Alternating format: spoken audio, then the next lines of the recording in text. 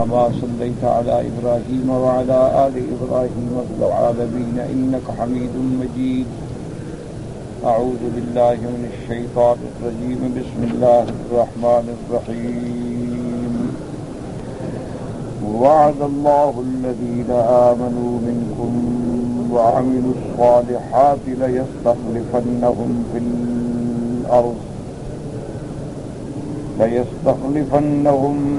الأرض كما استخلف الذين من قبلهم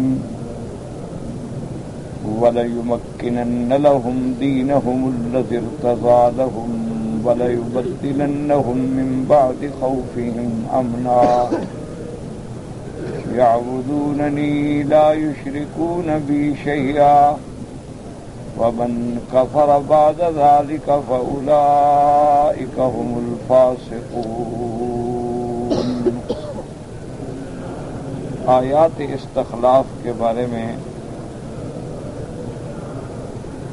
نے اپنے معروضات دروس سابقہ میں عرض کیے تھے. ان آیات کی شان نزول کے بارے میں سلف صالحین رضوان اللہ علیہم اجمعین فرماتے ہیں کہ ابتدائے اسلام کا دور جو تھا وہ مسلمانوں کے لیے بڑا مشکلات کا دور تھا. 13 سالہ مکی زندگی جو ہے اس میں ایک دن بھی سکون نصیب نہیں ہوا، حتیٰ کہ صحابہ کرام کو ہجرت حبشہ کرنی پڑی، پھر ہجرت مدینہ منورہ.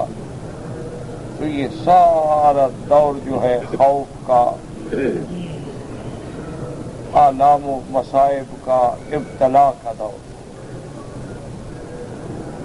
پھر حضور صلی اللہ علیہ وسلم ہجرت فرمانے کے بعد مدینہ منورہ تشریف لائے تو مدینہ منورہ میں بھی یہود نے مقابلہ کیا.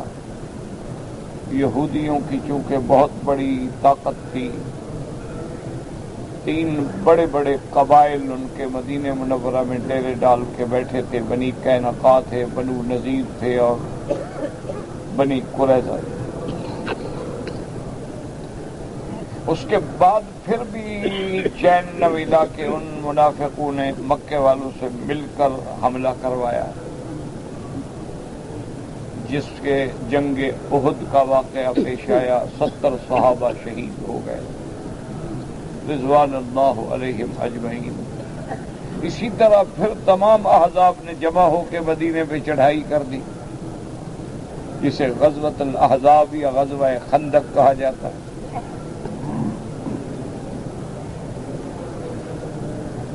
اور غزوہ خندق کا کتنا مشکل دور تھا کہ صحابہ کے پاس کھانے کو کچھ نہیں ہے اور پہاڑ کھودنا ہے، بالکل سنگلاخ پہاڑی زمین ہے.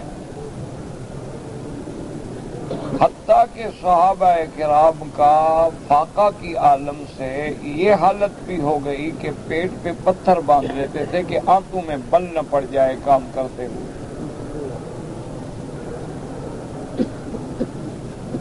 تو بعض صحابہ کرام نے حضور صلی اللہ علیہ وسلم سے سوال کیا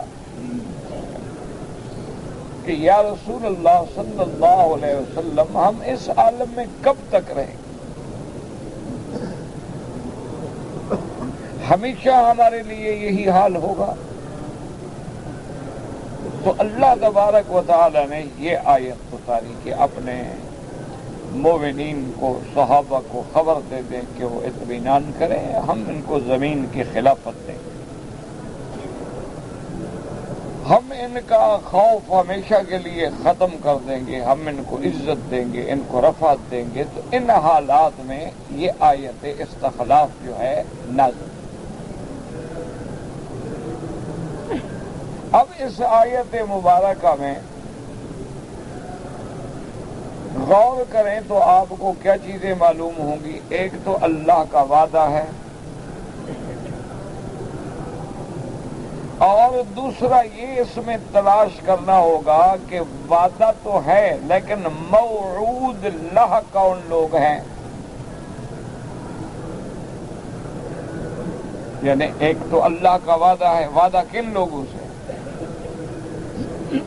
یعنی اس آیت مبارک کو پڑھنے سے پہلے آپ ان باتوں پہ غور کریں کہ یہ وعدہ تو صاف ظاہر ہے کہ وعد اللہ الذین، اللہ کا وعدہ ہے، وہ تو واضح ہے.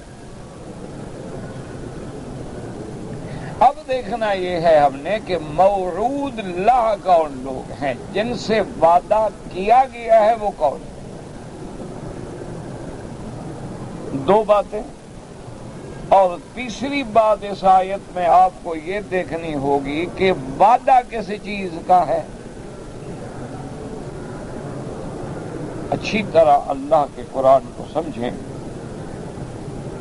تو ایک چیز تو ہے اس میں، یعنی یاد رکھیں کہ وعدہ ہے، اور یہ ہر مسلمان کو پتا ہے کہ اللہ کا وعدہ جو ہے وہ سچا ہے. ان اللہ لا یخلف المیعاد ومن اصدق من اللہ قیلا. تو ایک تو ہوا وعدہ. دوسری چیز ہم نے اس آیت میں یہ سمجھنی ہے کہ وہ وعدہ کن لوگوں سے ہے. دو. تیسری چیز یہ سمجھنی ہے کہ وعدہ کسی چیز کا ہے. تو اگر یہ تین چیزیں ہمارے دماغ میں اچھی طرح بیٹھ جائیں تو اللہ تبارک و تعالیٰ کے قرآن مقدس کی اس آیت مبارک سے خلفائے ثلاثہ کی خلافت جو ہے وہ ایسے واضح ہو جاتی ہے کہ جیسے نصف النہار پہ سورج کھڑا ہو.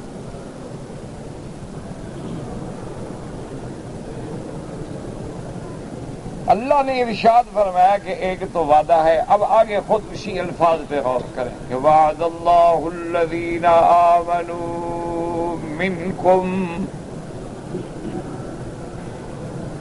وعدہ کن لوگوں سے ہے؟ جو لوگ ایمان لائے. صرف ایمان نہ، ایمان تو آپ بھی لے آئے، ہم بھی لے آئے الحمدللہ. آپ اللہ کے قرآن، اسی لیے تو بہت بڑا دھوکہ ہے نا. اب روافض دیکھیں نا، وہ اس آیت سے کہتے ہیں کہ وعدہ تو ہے خلافت کا، لیکن وہ ہمارے 12 امام ہیں اور آخری مہدی ہیں.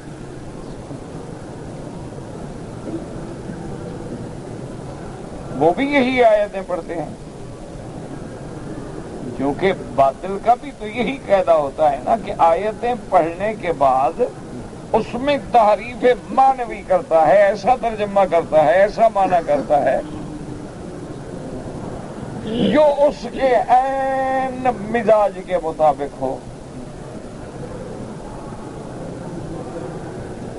انہوں نے بھی اسی آیت سے استدلال کیا. انہوں نے کہا جی اللہ کا وعدہ ہے، اور وعدہ ہے ہمارے 12 اماموں کے ساتھ.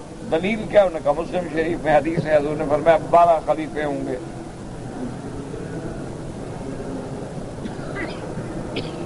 اس لیے ہمارے امام جو ہیں وہ 12 ہیں.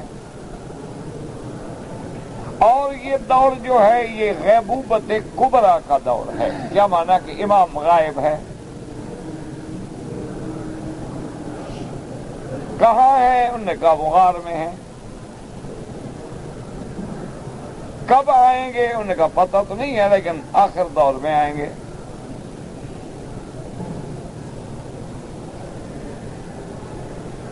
تو اب اگر آپ قرآن پہ غور کریں گے اور اللہ کے قرآن کو توجہ سے پڑھیں گے تو بات بالکل واضح ہو جائے گی. لیکن اگر آدمی قرآن میں غور ہی نہ کرے تو پھر تو سمجھ نہیں آ سکتا.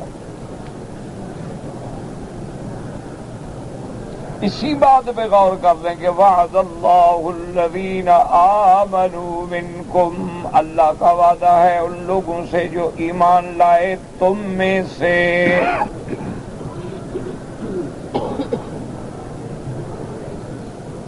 بس ایک لفظ کو دماغ میں رکھ لو تو سارا مسئلہ حل ہو گیا. مہدی تو اس وقت پیدا ہی نہیں ہوا، تو اس سے وعدہ کیسے ہو گیا؟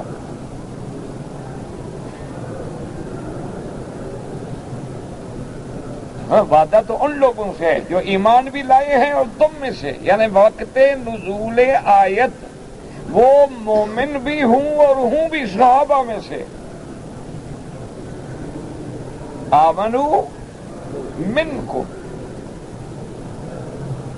اور اگر ہم اس کو مثلاً عام کر دیں کہ قیامت تک کے لیے جو تم میں سے مومن ہیں ان میں اللہ خلیفہ بنائیں گے، تو پھر بھی ہمارا مسئلہ تو خراب نہیں ہوتا، کیونکہ ہمارے تو ائمہ کو خلافت ملی ہے. لیکن تمہارا دعویٰ تو پھر بھی ثابت نہیں ہوتا کہ تم جن کو 12 امام بناتے ہو ان کو تو کبھی کسی نے مسجد کی خلافت بھی نہیں دی کہ جائے کہ ملک کی خلافت ملی ہو. تمہارے بقول حضرت حسن نے صلح کر لی، اس کی خلافت کو تم خود نہیں مانتے.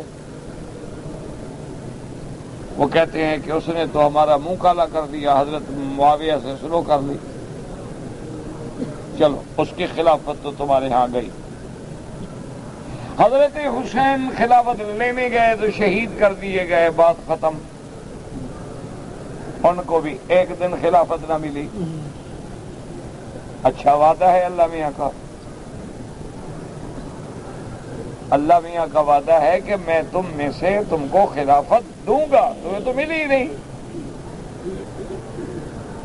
بلکہ ان کے عقیدے میں تو یہ بھی لکھا ہے، بعض کتابوں میں باقاعدہ انہوں نے لکھا ہے کہ حضرت علی کو بھی خلافت جو ہے وہ کہتے ہیں ان کو بھی گویا نہیں ملی.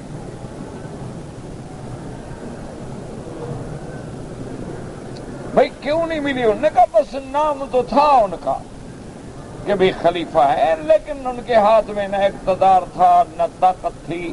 اگر طاقت ہوتی تو وہ متع حلال کرتے، ان کے پاس طاقت ہوتی تو کم از کم فدق تو دے دیتے اپنی اولاد کو. فدق نہ دے سکے، متع حلال نہ کر سکے، وہ تو بس تقیے کی زندگی گزارتے رہے یا لڑتے پھرتے زندگی گزر گئی. کہتے خلافت ان کو بھی نہیں ملی، زین العابدین کو بھی نہیں ملی، محمد باقر کو بھی نہیں ملی. تو ملی کس کو؟ اللہ کا وعدہ کدھر گیا؟ اگر ہم تمہارے 12 مان لیں تو ان کو تو خلافت ملی نہیں. مہدی ابھی تک غار میں چھپا ہوا بیٹھا ہے، پتہ نہیں کب نکلے گا. یہ اچھا خلیفہ ہے، مسلمان مر رہے ہیں، وہ غار میں چھپ کے بیٹھا ہوا ہے، انتظار کر رہا ہے کہ مزید مر جائیں، مزید مر جائیں، جب تھوڑے رہ جائیں گے پھر آؤں گا. کوئی عقل سے بات کرے نا، یہ جھگڑے کی بات نہیں. دعا کرو اللہ ان کو بھی سمجھ دے. مسائل جو ہیں وہ ہمیشہ افہام و تفہیم سے اور دلائل سے سمجھ آتے ہیں. اگر آدمی دلائل سے بات کرے، اگر آدمی سمجھانے کا جذبہ رکھے، بات کرنے والے کی نیت بھی ہو کہ میں نے سمجھانا ہے، الجھانا نہیں، اور آگے یا جو آدمی ہے اس کی بھی نیت ہو میں نے سمجھنا ہے، میں سائل ہوں، میں معاند نہیں کہ بس بات سے بات اعتراض کرتا جاؤں گا. وہ تو ایک مسئلہ مشہور ہے نا کہ ایک آدمی گیا اور انہوں نے پوچھا کیا حال ہے؟ اس نے کہا جی میں اس دفعہ گیا تھا لاہور سیر کرنے کے لیے، سارے لاہوریوں کو جھوٹا کر کے آ گیا ہوں. بھائی کمال ہے، ایک آدمی سارے لاہوریوں کو جھوٹا کیسے؟ انہوں نے کہا وہ جو کہتے تھے میں نہیں مانتا تھا، بس جھوٹے ہو گئے.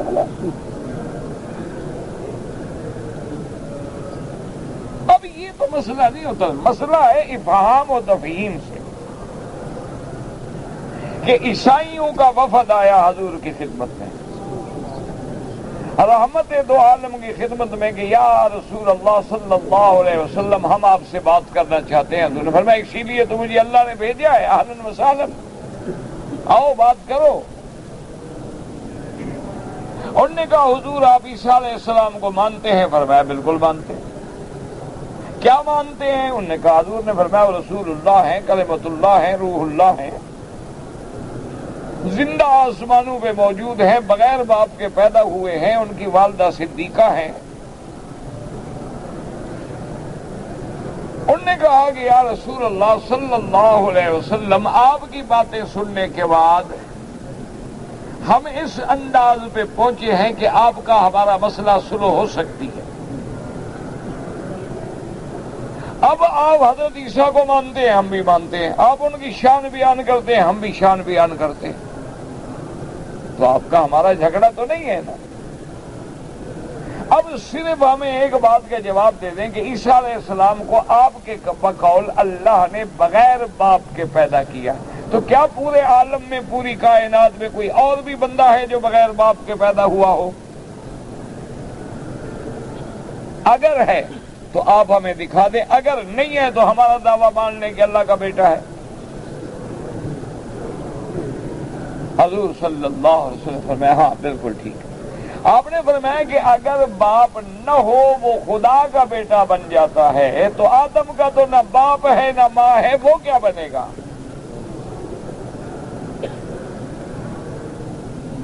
صرف باپ نہ ہو تو بندہ بن جائے خدا کا بیٹا، اور جس کا باپ بھی نہ ہو ماں بھی نہ ہو تو خدا بن جائے، پھر بھی تو آدم کا بیٹا بنا نا عیسیٰ علیہ السلام۔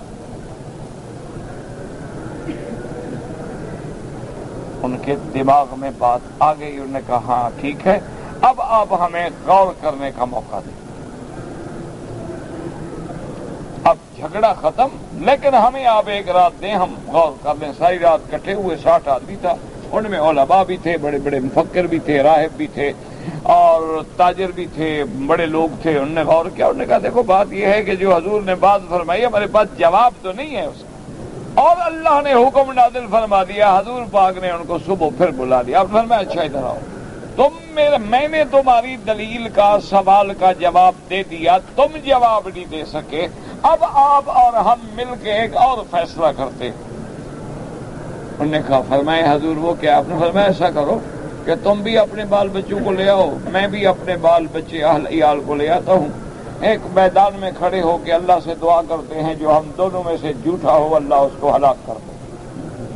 آؤ نکلو میدان میں۔ یہ اللہ کے قرآن میں ہے، کوئی قصہ کہانی نہیں۔ نہ تو ابناءنا وابناءکم وانفسنا وانفسکم ثم نبتہل فنجعل لعنت اللہ علی الکاذبین۔ انہوں نے کہا حضور ہمیں ایک رات پھر سوچنے دیں۔ حضور نے میں سوچ رہا، رات کو جب اکٹھے ہوئے تو انہوں نے اپنے جو بڑے بڑے ان کے مولوی تھے نا، بڑے بڑے پادری تھے، بڑے بڑے پیر تھے، ان سے کہا کہ ہاں بھائی بات تو ٹھیک ہے، اب تو بات آ گئی نا کھلی اللہ سے فیصلہ کرانے کی، نکلو میدان میں۔ کہا بے وقوفو کیا کہہ رہے ہو؟ کہا کیوں؟ انہوں نے کہا اگر ہم میدان میں نبی کے مقابلے پہ نکلیں گے، وہ اللہ کا سچا نبی ہے، اللہ ہمیں اسی وقت برباد کر دیں گے۔ کیا بے وقوفی کر رہے ہیں؟ انہوں نے کہا بے وقوفی تو ہم نہیں کر رہے، مانا یہ ہے کہ آپ لوگ ہمیں ہمیشہ جھوٹ پہ رکھا، کیا کریں؟ انہوں نے کہا سلو کرو، بس بہانہ بنا لو کہ یا رسول اللہ بددعا اچھی نہیں ہوتی، جیسے ہمارے کہتے ہیں نا لوگ، اور جی جھوٹی قسم بھی لڑتی ہے، سچی قسم بھی لڑتی ہے، اللہ سچی قسم بھی لڑتی ہے، جھوٹی ہے، اچھا فیصلہ ہے اللہ کا۔ بھئی تم سچے ہو تو قسم کھانے میں کیا لڑتی ہے؟ ہاں اگر تم جھوٹے ہو تو پھر جھوٹی قسم کھاؤ تو لازمی بات ہے کہ اللہ پکڑیں گے۔ اگر آدمی قسم سچی کھا رہا ہے تو اللہ کے نبی نے 1000 دفعہ قسم کہی کہ والذی نفس محمد بیدہ، مجھے اس ذات پاک کی قسم ہے جس کے قبضہ قدرت میں میری جان ہے۔ اللہ نے قسمیں کھائی ہے کہ محمد مصطفیٰ مجھے تیرے شہر کی بھی قسم ہے، لا اقسم بہذا البلد وانت حل بہذا البلد۔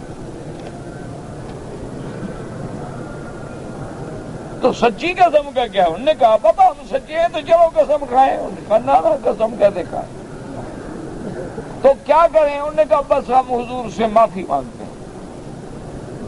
آگے انہوں نے کہا یا رسول اللہ بہرحال آپ کو اللہ نے بڑی شان دی ہے، اچھا نہیں لگتا کہ ہم قسمیں کھائیں اور اللہ سے عذاب کی دعا کریں، اللہ پاک عذاب نازل کریں، اللہ لعنت کریں، تو اچھا بس ٹھیک ہے ہم آپ سے سلو کرتے ہیں، آپ اپنے دین پہ رہیں ہم اپنے دین پہ رہتے ہیں، لیکن ہم آپ کے تابع ہوں گے اور ہم آپ کے لیے معین کر دیتے ہیں کہ سالانہ ہم آپ کو اتنا جزیہ ادا کریں گے، آپ کی ہماری لڑائی نہیں ہو۔ تو میرا بھائی بات ہے عقل کی، دلائل کی، لڑائی کی بات نہیں ہے۔ تم کہو ہمارے 12 امام ہیں، دوسرے کھڑے ہو جائیں وہ کہیں ہمارے 6 امام ہیں، اور لوگ کھڑے ہو جائیں وہ کہیں ہمارے امام ہیں، اہل سنت کہیں ہمارے، کوئی جھگڑے کی بات نہیں، تو اللہ کا قرآن ہے، اس میں غور کر لیں۔ اللہ نے فرمایا وعد اللہ الذین آمنوا منکم وعملوا الصالحات لیستخلفنہم فی الارض۔ اللہ نے فرمایا وعد اللہ، یہ اللہ کا وعدہ ہے کن لوگوں سے؟ الذین آمنوا منکم، جو ایمان لائے تم میں سے۔ تو معلوم ہوا کہ اس آیت کا وعدہ سب سے پہلے ان لوگوں سے ہے، اگر سارے ایمان والوں سے بھی ہو کوئی بات نہیں، لیکن پہلے مخاطب کون ہے؟ اصحاب رسول اللہ، کہ الذین آمنوا منکم وعملوا الصالحات۔ اللہ نے یہ نہیں فرمایا الذین آمنوا، یا یہ نہیں فرمایا الذین یؤمنون، ماضی کا صیغہ ہے۔ اگر ہم مہدی مراد لیں تو مہدی تو آئے گا، وہ تو مستقبل کی بات ہے، ماضی کے صیغے سے اس کا کیا جوڑ ہے؟ قرآن نے فرمایا الذین آمنوا، جو لوگ ایمان لا چکے ہیں۔ آیت جب اتری ہے وہ اس وقت ایمان، تو مہدی تو پیدا نہیں ہوا، زین العابدین تو پیدا نہیں ہوئے، محمد بن باقر پیدا نہیں ہوئے، جعفر صادق پیدا نہیں ہوئے۔ قرآن تو ان کے ساتھ وعدہ کر رہا ہے جو آیت اترنے کے وقت میں ایمان لا چکے ہیں۔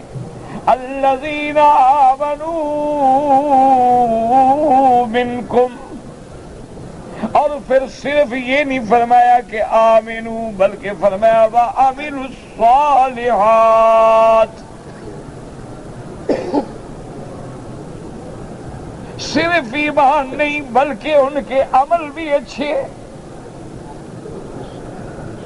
اب یہ تو پتہ لگ گیا کہ وعدہ اللہ کا وعدہ ہے کن سے ہے؟ جو آیت اترنے کے وقت میں ایمان لا چکے ہیں۔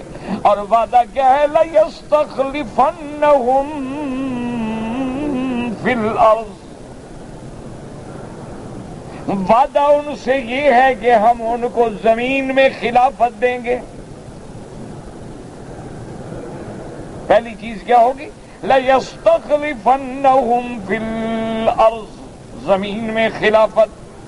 اس کا معنی یہ نہیں ہوتا کہ کسی مسجد کا امام بنا دیں گے، اس کا مقصد یہ نہیں ہوتا کہ ہم لوگوں کے دل میں محبت ڈال دیں گے، لوگ عقیدت کے ساتھ ان کو چومیں گے، بلکہ اس کے لیے ضروری ہے کہ ان کو زمین پہ حکومت ملے، اقتدار ملے۔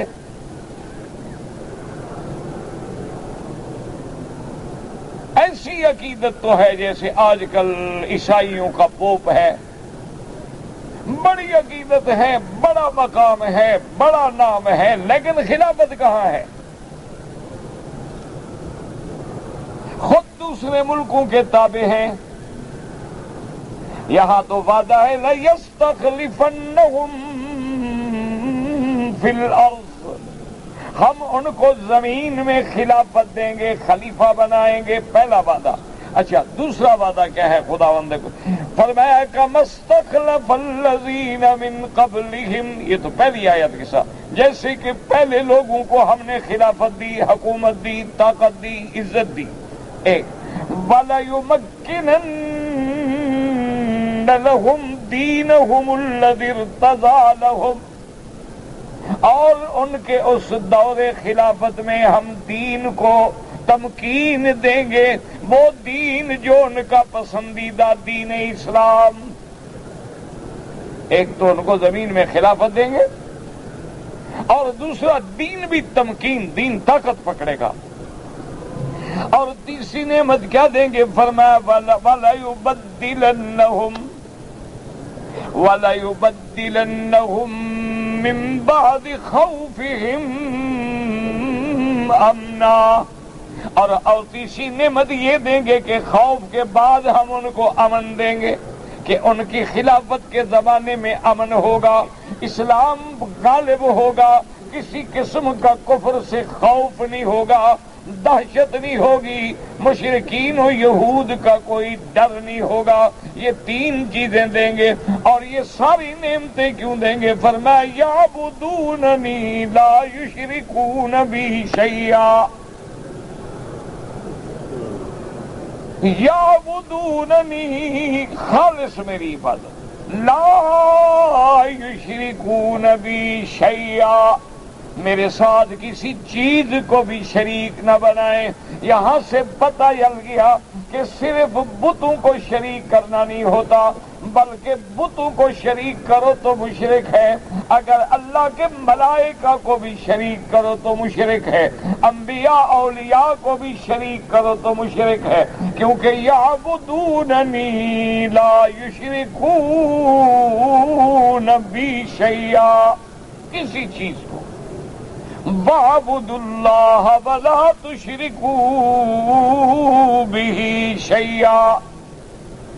یہ نہیں کہ جیسے لوگ دھوکہ دیتے ہیں کہ مشرک تو وہ تھے جو بتوں کی پوجا کرتے تھے، اللہ یہاں بت تو نہیں کہتا اگر کسی کو میرا شریک نہ بناؤ، کوئی چیز، وہ جاندار ہیں، وہ مردہ ہیں، وہ آسمانی مخلوق ہے یا زمینی مخلوق ہے، کسی کو میرا شریک، یعبدوننی ولا یشرکون بی شیئا ومن کفر بعد ذلک فاولئک هم الفاسقون۔ اللہ نے فرمایا اس کے بعد جو کفر کرے، یاد کرو کفر کے دو معنی ہیں، ایک کفر کا لغوی معنی ہے، ایک اصطلاحی معنی ہے۔ ایک اصطلاحی معنی کفر جو ہے وہ ایمان کے مقابلے میں ہے، یہ مومن ہے، یہ کافر ہے۔ وَمَنْ شَاءَ مِنْكُمْ فَلْيُؤْمِنْ وَمَنْ شَاءَ فَلْيَكْفُرْ، جیسے اللہ نے فرمایا پہلی سورت میں دیکھ لیں کہ یؤمنون بما انزل الیک وما انزل من قبلک، اور آگے جا کے فرماتے ان الذین کفروا سواء علیہم اانذرتہم ام لم تنذرہم لا یؤمنون۔ وہاں کفر ایمان کے مقابلے میں ہے، اصطلاحی معنی میں ہے کہ اچھا ایک کفر کا معنی ہوتا ہے ناشکری کرنا، جیسے آج کل ہمارے ہاں محاورات میں بھی کہتے ہیں کفران نعمت، کہ بھئی یہ دیکھو یار یہ نعمتوں کا کتنا ناشکرہ ہے کہ اللہ نے ہمیں ہر نعمت دی ہے، اللہ نے آنکھیں دی ہیں، صحت دی ہے، حرم دیا ہے، کعبہ دیا ہے، اللہ پاک نے ہم کو نعمتوں سے نواز دیا ہے، اگر کبھی کوئی چھوٹا موٹی تکلیف آتی ہے، جھٹکا آتا ہے تو پھر ناشکری تو نہیں کرنی چاہیے نا، کہ ہر وقت تو اس کی نعمتیں ہی نعمتیں ہیں نا۔ ذرا غور کریں ایمان سے کہ اگر اللہ زبان نہ دے کیا کرتے؟ گونگوں گنگا گانگا کرتے پھرتے نا۔ اللہ کان نہ دیتا کیا سنتے؟ کوئی گالیاں دیتا رہے بیٹھے رہو۔ اللہ آنکھیں نہ دیتا اندھے ہو کے لکڑیاں پکڑ کے ٹھوکریں کھاتے پھرتے۔ مرضی آئے کوئی ادھر راستہ دکھا دے، مرضی آئے ادھر راستہ بتا دے۔ اللہ عقل نہ دیتا پاگل ہو جاتے لوگ، پتھر مارتے دیوانہ ہیں۔ اللہ کھانے کے لیے دانت نہ دیتا تو جناب کیا کرتے؟ کب تک دودھ پیتے؟ کب تک آپ سوپ پہ گزارا کرتے؟ اللہ تبارک و تعالی معدے کی مشینری کو نظام ہضم کی توفیق نہ دیتا تو بس ہر وقت بد ہضمی ہوتی، پیٹ پھولا ہوا ہے، ڈکاریں آ رہی ہیں، درد ہے، بھاگ رہا ہے، مر رہا ہے، جو کھاتا ہے مصیبت بن جاتا ہے۔ تو کبھی غور کیا ہے کہ اللہ کی اتنی نعمتوں کے بعد پھر بھی ہر وقت او جی مجھے بڑی تکلیف ہے، مجھے یہ ہے، مجھے وہ ہے، مجھے یہ ہے، مجھے اللہ کے بندے یہ تو نظام عالم ہے، یہ تو ہوگا نا، دن ہے تو رات بھی تو ہوگی۔ رات ہے تو پھر دن بھی ہوگا. یہ تو سنت اللہ ہے، اس کو کون بدل سکتا؟ اب باقی بات یہ ہوتی ہے کہ مصیبت کیوں آئی؟ کبھی ہمارے گناہوں کی وجہ سے آ گئی، کبھی اللہ تبارک و تعالی بندے کی شان اونچی کرنے کے لیے مصیبتیں بھیج دیتے ہیں، کبھی اللہ تبارک و تعالی اپنی بندے کو سبق دیتے ہیں کہ میں اپنے انبیاء اولیاء کو پکڑ لیتا ہوں تو تم کون ہو؟ ہر چیز میں اس کی حکمتیں ہیں اور ہر شکر کرے. اسی لیے میرے آقا نے رحمت دو جہاں نے، رحمت دو عالم نے سیدہ عائشہ صدیقہ رضی اللہ تعالی عنہا سے فرمایا تھا کہ اپنی بیوی سے کہ اپنے سے نیچے والوں کو دیکھا کرو، اوپر والوں کو نہ دیکھا کرو. اگر تم پیدل جا رہی ہو تو اس پہ نظر ڈالو جس کی ٹانگیں ہی نہیں ہیں، کار والے پہ نظر نہ ڈالو. خدا کا شکر کرو کہ اللہ نے ٹانگیں تو دی ہے نا، ورنہ میں بھی گھسٹ رہا ہوتا. دیکھا نہیں ہے بیچارے ریڑھیوں پہ بیٹھے ہیں، ویل چیئر پہ بیٹھے ہیں. ایمان سے کہ ایام حج ہو، آدمی ضعیف ہے، چل نہیں سکتا ہے، ویل چیئر پہ ہے، رش کے اندر بیٹھا ہوا ہے، اس کو پیشاب کا تقاضا ہے. بتائیں کیسے پہنچے گا، کیسے نکلے گا، کیسے حمام جائے گا؟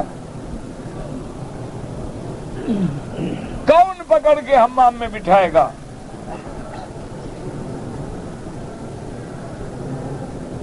تو ایک تو ہوتی ہے نہ شکری.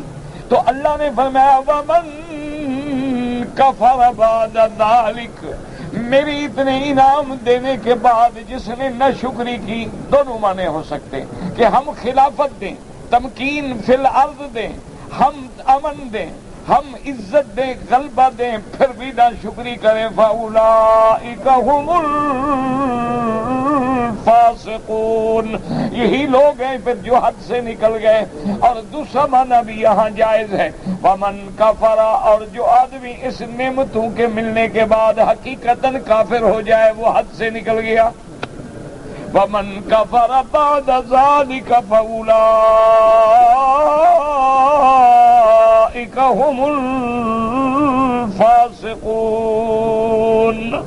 اب جناب میں نے عرض کیا تھا کہ علماء اہل سنت والجماعت کے نزدیک خلافت خلفاء جو ہے وہ منسوس نہیں ہے، وہ نص نہیں ہے، یعنی اللہ نے حکم جاری نہیں فرمایا ہے، لیکن اشارات ہیں. ان اشارات کو سمجھیں. اب پہلا اشارہ کیا تھا؟ وعد اللہ الذین آمنوا منکم، اللہ کا وعدہ کن لوگوں سے تھا؟ جو ایمان لا چکے، لائیں گے نہیں، جو ایمان لا چکے. اور تم میں سے اب دیکھتے ہیں ہم سیدنا ابو بکر پہ تو سب سے پہلے ایمان لانے والا کون؟ تو اب غور کریں نا، والذین آمنوا منکم. تو جب یہ آیت اتری حضرت ابو بکر تو ان لوگوں میں ہے کہ جو سب سے پہلے ایمان لائے.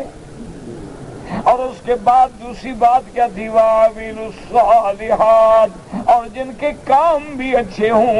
ابو بکر تو ان لوگوں میں ہے جو اسلام سے پہلے بھی اچھے کام کرتے تھے، اسلام لانے سے پہلے بھی سخاوت کرتے تھے، غلاموں کی مدد کرتے تھے، بیواؤں کی مدد کرتے تھے، یتیموں کی مدد کرتے تھے. اور جنہوں نے کفر کے زمانے میں بھی کبھی کسی بت کو سجدہ نہیں کیا.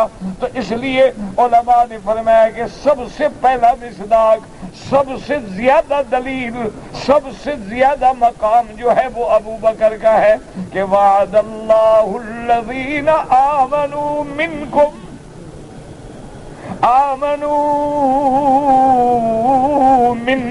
لَيَسْتَخْلِفَنَّهُمْ فِي الْأَرْضِ.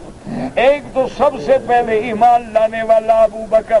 اچھا دوسرا خدا بند کریم فرماتی ہیں محمد الرسول اللہ والذین معه، محمد الرسول اللہ، اور وہ لوگ جو آپ کے ساتھ ہیں. آپ کے ساتھ کون تھے؟ صحابہ. آپ کے ساتھ کون ہے؟ صحابہ ہیں. اچھا جب ساتھ ہیں تو سب سے زیادہ قریبی ساتھ کون ہے؟ اب ہم نے قرآن پہ نظر ڈالی تو قرآن کہتا ہے ثانی اثنین، ثانی اثنین اذ ہما فی الغار. اللہ نے یہ نہیں فرمایا اثنین، اللہ نے یہ نہیں فرمایا محمد و ابو بکر، اللہ نے فرمایا الا تنصروہ فقد نصرہ اللہ اذ اخرجہ الذین کفروا ثانی اثنین. دو میں سے دوسرا، یعنی ایسا رنگ چڑھا ہے اور ایسا صبغت اللہ میں رنگا گیا ہے، اللہ نے نبی کے ساتھ ملا کے ثانی اثنین فرما دیا ہے. اللہ اکبر. ورنہ تو کہہ دیتے نا آپ تھے اور ابو بکر تھا، آپ تھے اور آپ کا خادم تھا، آپ تھے اور آپ کا ساتھی تھا. فرمایا نا نا ثانی اثنین. اچھا کس کہاں تھے؟ آگے بات وضاحت کر دی اذ ہما فی الغار، یعنی ایسی جگہ بھی بتلا دی، اور وہ جگہ بھی ایسی ہے کہ جہاں ایک صدیق ہے اور ایک محمد مصطفیٰ ہے. تیسرا تو کوئی ہے نہیں نا. دشمن تو پہنچے نہیں، پہنچتے تو پکڑ لیتے. اپنے جاتے نہیں تھے کہ ہم پکڑے، وہ تو صرف جاتے تھے خبر دینے کے لیے. اللہ اکبر. اچھا اس کے بعد دیکھیں قرآن کیا کہتا ہے، محمد رسول اللہ والذین معه، اور جو لوگ میرے محمد کے معیت ہے، ساتھ ہے. اب جناب ابو بکر پہ نظر ڈالیں، اللہ تبارک و تعالیٰ کی شان دیکھیں کہ کیا معیت میں بھی سب سے زیادہ نمبر لینے والا کون ہے. اللہ فرماتے ہیں اذ یقول لصاحبہ لا تحزن، اذ یقول لصاحبہ لا تحزن ان اللہ معنا. اللہ ہم دونوں کے دوست. معیت میں بھی ابو بکر نمبر لے گیا نا، کہ حضور فرما رہے ہیں کہ آپ غم نہ کرو، اللہ جو ہم دونوں کے ساتھ ہے. اللہ یہ نہیں فرمایا کہ میرے ساتھ ہے، فرمایا ان اللہ معنا، اللہ ہم دونوں کے ساتھ ہے. تو معیت میں بھی نمبر لے جانے والا صدیق، ایمان میں بھی نمبر لے جانے والا صدیق، و عامل الصالحات، اور اعمال صالحہ میں بھی نمبر لینے والا کون ہے؟ اب غور کریں حدیث مبارک میں.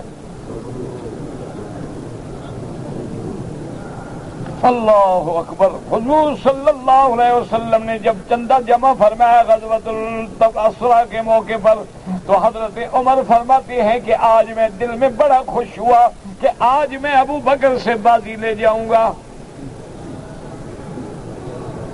کہنے لگے میں دل میں بڑا خوش ہوا کہ آج میرے گھر میں بہت مال ہے، دولت ہے، پیسہ ہے، آج میں ابو بکر کو نہیں نمبر لینے دیتا. تو فرماتی ہے میرے گھر میں جتنی مال تھا نا سارا میں نے آدھا کر دیا، آدھا گھر چھوڑا اور آدھا لے آیا حضور کے دربار میں پیش کر. حضرت عثمان غنی رضی اللہ تعالی عنہ نے 3000 مجاہدین کا خرچہ برداشت کیا کہ ان کے اونٹ، خرچہ، سامان، سب کچھ حضرت عثمان نے کہا میرے ذمہ ہے. اور پھر حضور کے سامنے سونے چاندی کے دراہم کا ڈھیر لگا دیا. حضور اپنی گود میں ایسے اچھال رہے ہیں، مسکرا رہے ہیں اور فرما رہے ہیں ما ضر عثمان، عثمان آج کے بعد تمہیں کوئی ڈر نہیں، جو کچھ مرضی آئے کرو، تیری جنت کا اللہ فیصلہ کر چکا. اب دیکھیں بڑا مقام ہے. حضور نے حضرت عمر سے پوچھا بھی تم کیا چندہ لائے؟ اس نے کہا یا رسول اللہ میرے گھر میں جو کچھ تھا میں نے آدھا آدھا کر دیا، آدھا آپ کے دربار میں ہے اور آدھا گھر چھوڑا ہے. حضور بڑے خوش ہوئے، بہت مال تھا. اور پھر آپ نے دیکھا حضرت ابو بکر رضی اللہ تعالی عنہ، سیدنا ابی بکر نے صدیق کو، اور پوچھا کہ ابو بکر تم کیا لائے ہو؟ حضرت ابو بکر نے کہا یا رسول اللہ جو کچھ گھر میں تھا سب کچھ اٹھا کے لے آیا ہوں، گھر میں اللہ کا نام ہے بس. اب دیکھیں کہ عمل صالحات میں بازی کون لے گیا؟ حضرت عمر کہنے لگے رحم اللہ ابا بکر، ابا بکر اللہ تجھ پہ رحمت کرے، تو نے آج بھی ہمیں آگے نہ بڑھنے، آج بھی تو سب سے باندھی لے گیا کہ سب کچھ لے آیا۔ اسی لیے کسی نے کہا تھا پروانے کو چراغ، کہ اس کے لیے کیا ہے کہ بلبل کو پھول بس، اور ابو بکر کے لیے ہے خدا کا رسول بس، اس کو اور کچھ نہیں چاہیے، سب کچھ لٹا دیا۔ اب آپ اسی لیے قرآن کے لفظوں پہ غور کریں، وعد اللہ الذین آمنوا منکم وعملوا الصالحات لیستخلفنہم فی الارض، اور اس کے بعد جناب دیکھیں کہ ایمان میں بھی سبقت، اعمال صالحہ میں بھی سبقت، معیت میں بھی سبقت کہ وہ حضور کے بالکل ساتھ ہیں، اور اس کے بعد اشارات بھی آگے دیکھیں۔ میں نے عرض کیا تھا کہ نص نہیں، اشارات ہیں، کنایات ہیں۔ حضرت بی بی عائشہ صدیقہ سے حضور پاک نے فرمایا، آپ نے فرمایا کہ عائشہ میرا دل چاہتا ہے، میرا دل چاہتا ہے کہ میں تیرے والد کے لیے خلافت لکھ دوں کہ میرے بعد جو ہے ابو بکر ہوگا۔ میں نے کہا اچھا اچھا میں نہیں لکھتا، اللہ بھی نہیں چاہیں گے اور مومن بھی ابو بکر کے سوا اور کسی کو نہیں مانیں گے، وہ تو خود بخود اللہ اس کو لے آئے۔ یعنی اشارہ تو کر دیا، لکھا نہیں، نص تو نہ ہوا، لیکن اشارہ ہو گیا۔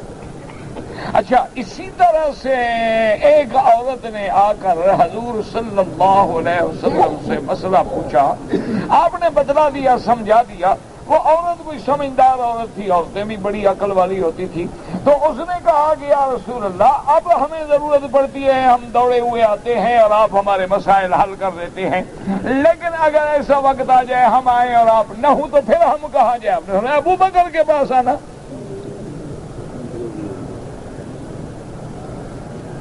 تو اشارہ ہمیں مل گیا کہ اگر میرے بعد امت کو کوئی مشکل مسئلہ پیش آئے تو کون حل کرے گا؟ ابو بکر حل کرے گا۔ تو یہ اشارات ہیں، یہ کنایات ہیں، یہ قدرت کی طرف سے انعامات ہیں۔ اصل بات انہی اشارات کو سمجھنے والی تھی کہ جیسے حضور پاک صلی اللہ علیہ وسلم نے اپنی بیماری کے دوران میں جب آپ پہ غشی طاری ہو جاتی تو ٹھنڈے پانی کے مشکیزے ڈالے جاتے میرے آقا پہ، حضور کو ذرا افاقہ ہوتا، فرماتے کیا لوگوں نے نماز پڑھ لی ہے؟ بیویوں نے عرض کیا لا یا رسول اللہ لوگ انتظار میں بیٹھے ہیں، حضور صحابہ انتظار میں ہیں، نماز ابھی نہیں ہوئی۔ آپ نے پھر بے ہوشی ہو جاتی، پھر پانی ڈالتے، پھر حضور پوچھتے کیا ہوا نماز؟ انہوں نے کہا حضور صحابہ انتظار میں ہیں۔ آخر حضور نے فرمایا مروا ابا بکر فلیصلی بالناس، ابو بکر کو کہہ دو میری طرف سے کہ لوگوں کو نماز پڑھائے، اب میرے آنے کی طاقت نہیں رہی۔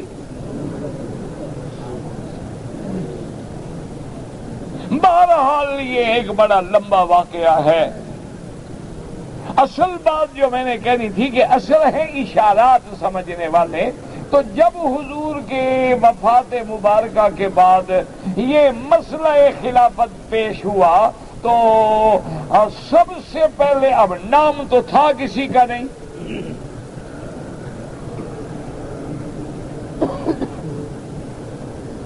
تو اصحاب مدینہ جو تھے انہوں نے بھی اپنا ارادہ ظاہر کیا کہ انصار میں سے بھی درخواست آ گئی کہ بھئی ہمیں خلیفہ بنایا جائے۔ اچھا اب جناب یہ ہے کہ نام ہوتا، نام اگر ہو تو پھر تو جھگڑا ہی ختم تھا نا، پھر تو جھگڑے کی بات نہیں ہوتی، جہاں نص آ جائے وہاں کوئی جھگڑا نہیں ہوتا۔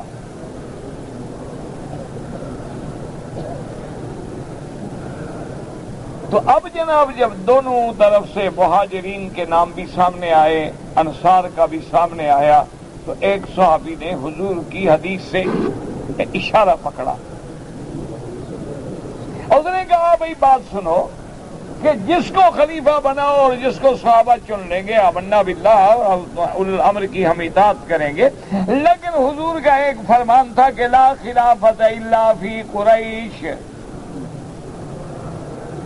کہ میرے بعد اگر خلیفہ بناؤ تو کسی قریشی کو بنانا، نام نہیں، بس قریش کا نام ہے۔ تو مدینے والے نے کہا کہ بھائی جب قریش کی پابندی ہو گئی تو بات ختم، اب تو جو بھی بنے گا مہاجرین میں سے بنے گا، ہم میں سے تو بن نہیں سکتا، ہم قریش تو ہیں نہیں۔ تو اشارہ مل گیا، تو لہذا اوس خزرج کے قبائل، انصار کے قبائل جو تھے، انہوں نے اپنی درخواست واپس لے لی کہ بھئی خلافت آنی ہے قریش میں، ہم قریش نہیں ہیں۔ اب چلو قریش کی بات کے اشارات تو ہمیں مل گئے، اب قریش میں سے تو ماشاءاللہ سارے قریشی ہیں، اب ہم نے اس قریش میں سے ڈھونڈنا ہے جو رحمت دو عالم کی وفات کے بعد فوراً مسند خلافت میں متمکن ہو جائے۔ تو اس کے لیے مزید اشارات پہ نظر دوڑائی گئی، تو حضرت عمر نے کہا کہ بھائی بات سنو، میں ایک بات کہتا ہوں، میری بات پہ غور کرو۔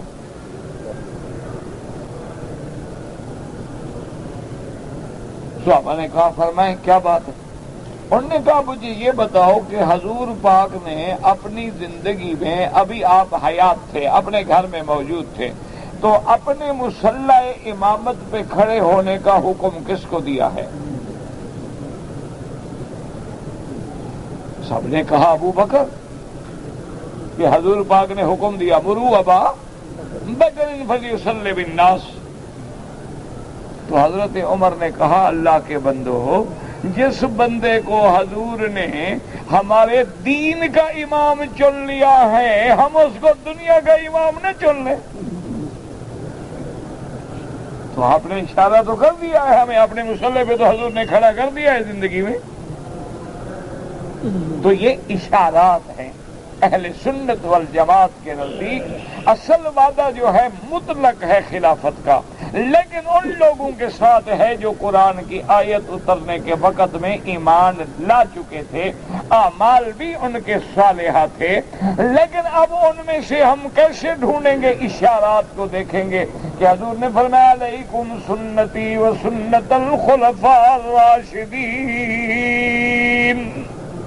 تو خلفاء راشدین کا ذکر کر دیا، نام نہیں لیا۔ اسی طرح حضور نے فرمایا فاقتدوا بالذین من بعدی ابی بکر و عمر، کہ میرے بعد اگر اتباع کرو، اقتداء کرو تو ابو بکر و عمر کی کرو۔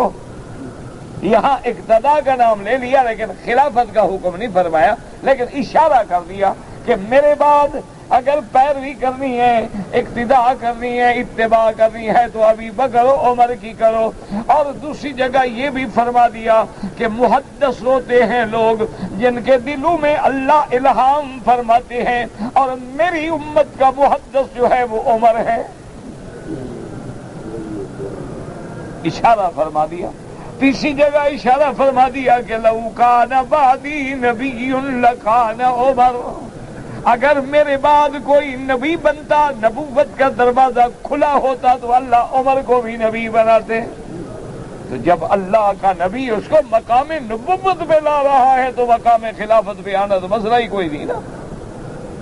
تو اس لیے ہمیشہ یاد رکھیں کہ علماء اہل سنت والجماعت کا یہ عقیدہ ہے کہ خلافت پہ امر شورا ہے، ارباب حل و عقد چنیں گے، لیکن قرآن و حدیث کی روشنی میں ہمیں اشارات ملیں گے، اور وہ اشارات جو ہیں وہ سارے کے سارے سیدنا ابو بکر، سیدنا عمر، سیدنا عثمان، سیدنا علی، یہ تو خلافت راشدہ ہے۔ اس کے بعد بھی خلفاء آئیں گے جیسے عمر ابن عبدالعزیز ہے، اس کے بعد بھی عادل بادشاہ آئیں گے، قیامت تک اللہ 12 پورے کریں گے، لیکن وہ لوگ جو اس وقت ایمان بھی نہیں لائے، موجود بھی نہیں ہیں، ان کے لیے تو آیت کا استخلاف ثابت کرنا ہی غلط ہے۔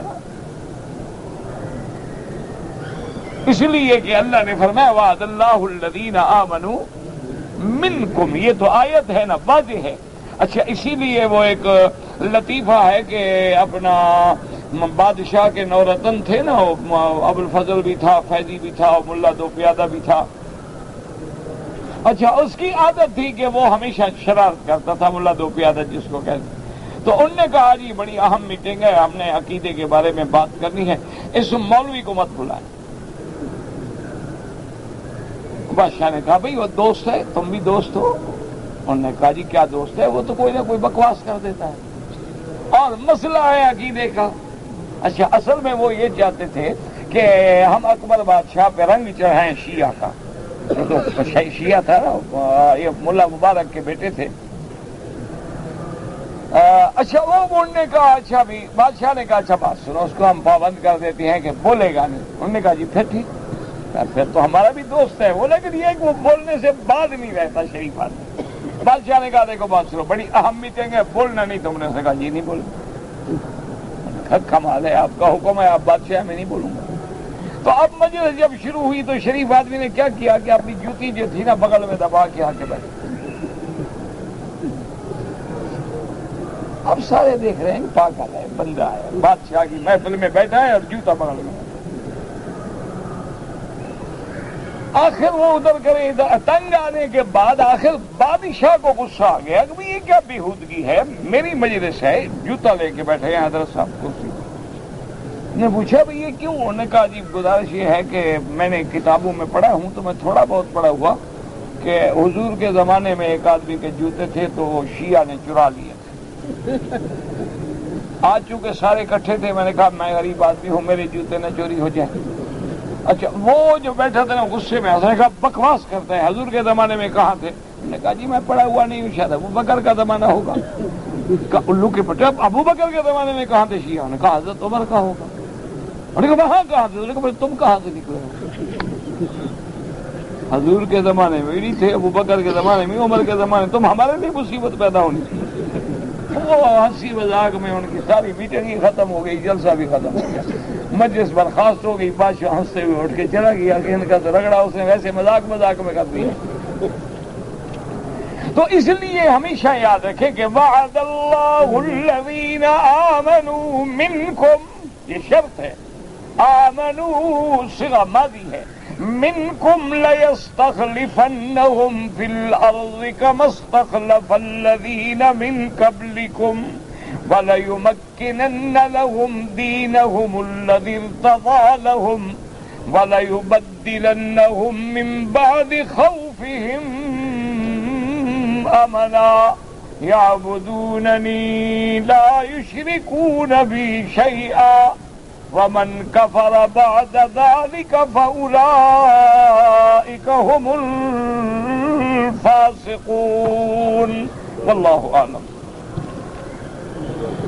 اللہ اکبر، اللہ اکبر۔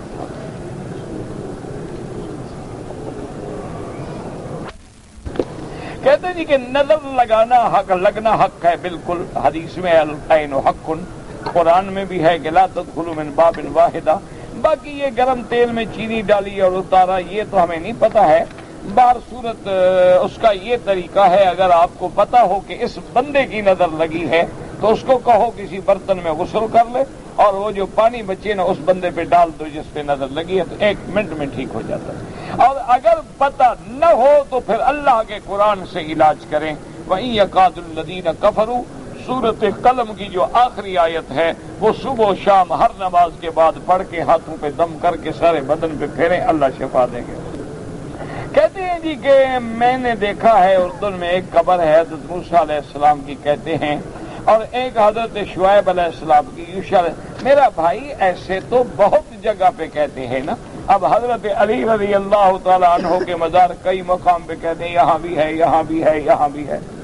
جیسے حضور صلی اللہ علیہ وسلم کے بال مبارک ہیں، تو ایک ہے اس کی تعیین قرآن و حدیث سے ہمیں نہیں ملتی، ما سوائے روضہ محمد مصطفیٰ۔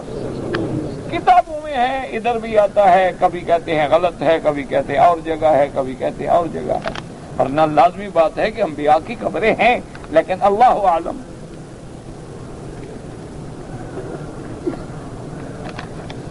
پتہ نہیں کیا آپ نے لکھا، اخلاق کی بات، جیسا سوال ہو نا جواب ویسے دیا جاتا ہے، اصولی بات۔ ان عاقبتم بمثل ما عوقبتم به، اللہ کا بھی حکم ہے کہ جس طرح کوئی اگر آپ کی آدمی آپ کے ساتھ زیادہ اتنا تو آپ کو بھی جواب دینے کا حق ہے. فعاقبوا بمثل ما عوقبتم به. اگر ایک آدمی مدینہ منورہ زیارت کے لیے گیا ہے اور اس کا اور کوئی کام نہیں اور عمرہ نہیں کیا تو امام ابو حنیفہ رحمۃ اللہ علیہ کے نزدیک عمرہ بھی کرے اور ایک دم بھی ادا کرے.